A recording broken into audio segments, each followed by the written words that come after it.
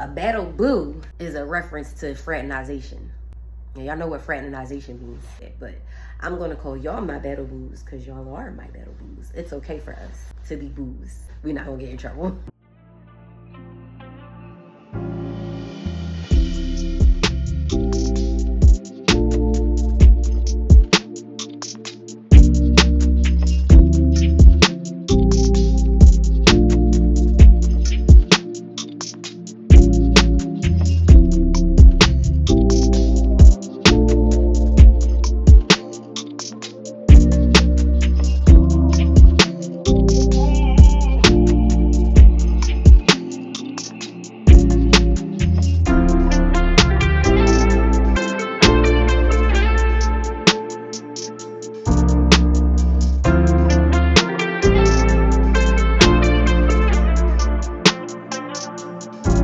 What's good, battle boos? It's Sergeant Bodie, and I'm back with video number 2 for the channel.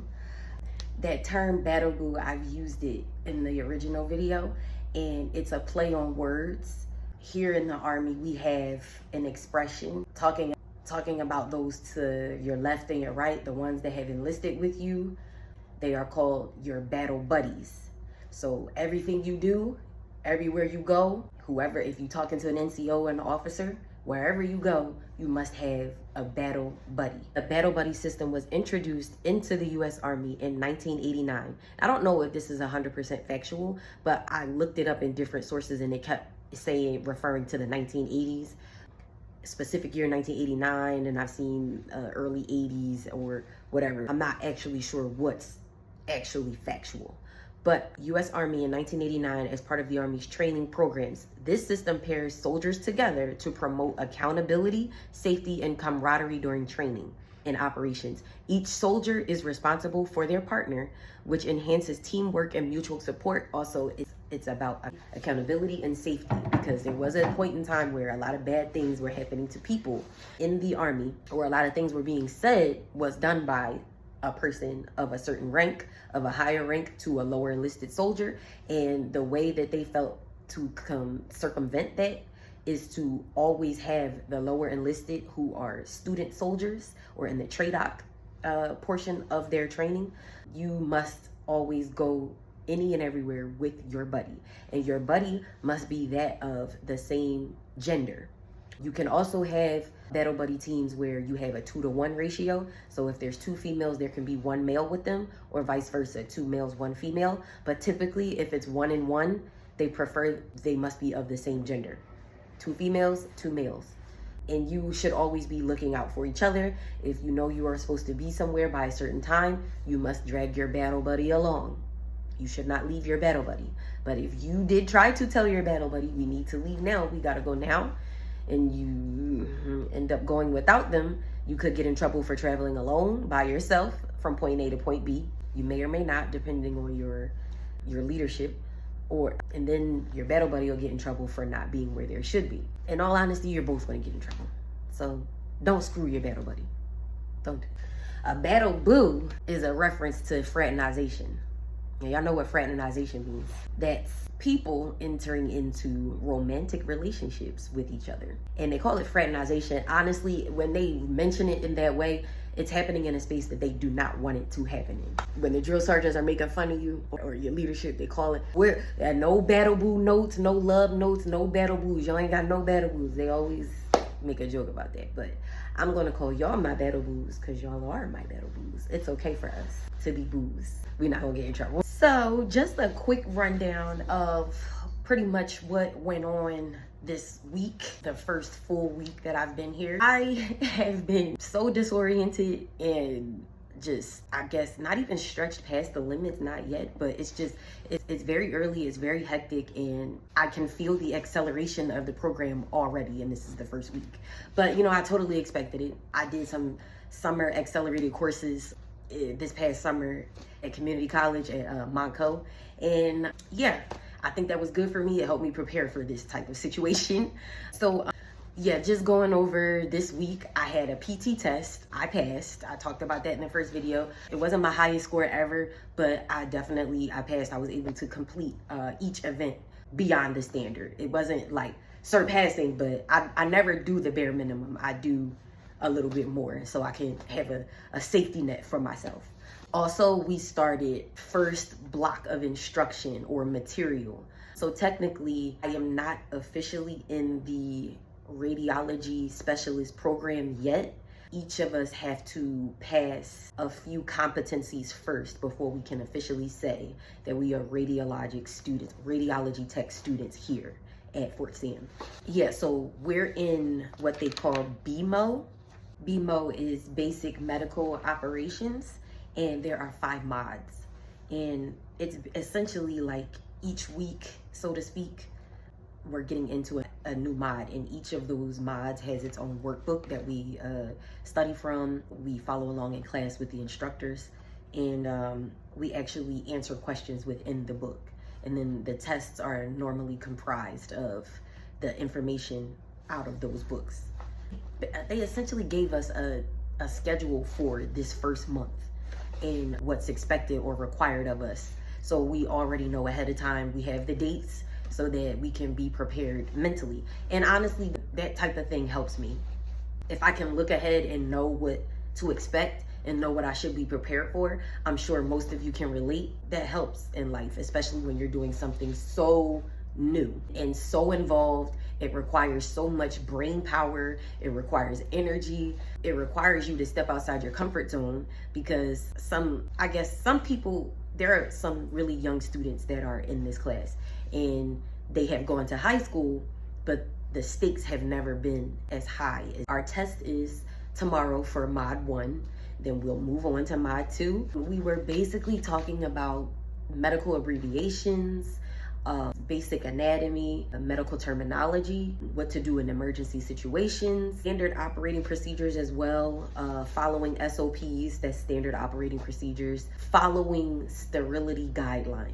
Yeah, today, the whole week has just been a really long week. Like, I had to get up very early this morning for something called height and weight, and I talked about that in the first video. They had to make sure that I am within the standard of height and weight.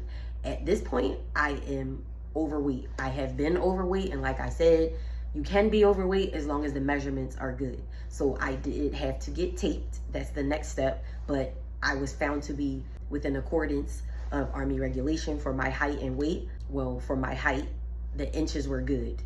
The waist was good. But I was a pound overweight, which is like, it's not a bad starting point. It's just a pound overweight. It's not really a big deal. I don't see myself having that same issue going forward because of my new routine. I am working out a lot more than I was back home, and I know how my body reacts to that regimen. I probably will be dropping more weight in the next few weeks, and I will not have to worry about being taped in the future. The only thing I'm really worried about is basically being able to manage sleep and manage my time with work and learning new things. The one thing that I can say that I'm actually a little bit nervous about is the physics portion of our instruction. The only other thing I'm dealing with now is my Achilles tendon is acting up a little bit. It's killing me. I'm trying to, not put myself on profile, and being on profile is being injured or hurt and unable to do certain things. And I don't need that right now. I don't need that. I want to stay healthy. I want to stay active, and I want to remain fit. I want to continue to get even more fit than I am now. I need to move up from this level that I'm at so that I can feel more comfortable. And having an Achilles tendon issue it's an Achilles heel. My God. Anyway, you guys get the reference. But yeah, wearing these boots doesn't help, but I realize that as long as I don't have to go up any steps, it's getting good rest. And if I'm not running, see, like typically at this time, like right now, after the duty day is over, just before I go eat dinner or something, I would be going to run a little bit. But I don't feel like I can do that right now because I need this little thing that's bothering me here to kind of diminish before I do more running. Yeah, life ain't perfect. I'm trying to roll with it. Trying not to injure myself further or really injure myself badly to the point that I can't walk. Because that's what happens if you actually rupture your Achilles tendon. You're done.